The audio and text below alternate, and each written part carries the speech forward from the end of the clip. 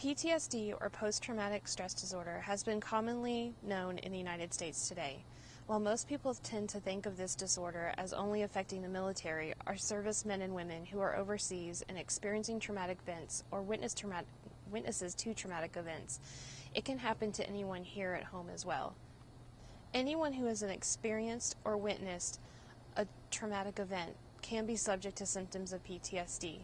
This is more than just the "I was bullied in school" or "I was picked on while I was little." While those can be traumatic events, people that suffer from PTSD have lifelong symptoms and problems. PTSD is considered a disorder of being stuck. A traumatic event has happened in someone's life, or they witnessed a traumatic event, but for some reason they are not able to cope with it and they continue to experience problems with it today. If you've experienced a traumatic event, yet have been able to move on with your life and cope, then you are not likely to have been suffering from PTSD. People that have experienced or witnessed a traumatic event numb out to that event. Oftentimes, the only feeling they know how to express is irritability or anger.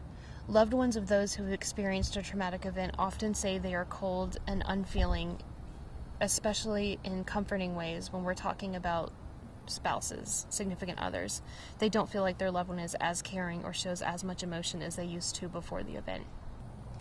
The other problem with PTSD, when we're talking about numbing out, is that oftentimes people don't want to relive their experiences. They're scary, they create anxiety, so in order to cope, because they don't know how to cope otherwise, people often turn to substances such as alcohol or drugs. Those that have addiction tend to end up with or create problems in which PTSD can exist, whether it's allowing strangers into their home, going into neighborhoods that are unsafe, or using with people that they don't know are unsafe. Oftentimes, substance abuse can create situations in which PTSD can happen. Fortunately, there is hope for people that suffer from PTSD, and also for people that suffer from PTSD and an addiction.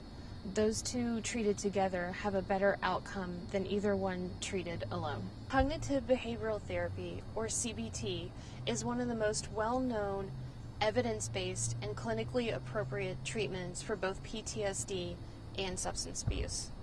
CBT is a theory that was developed by Albert Ellis.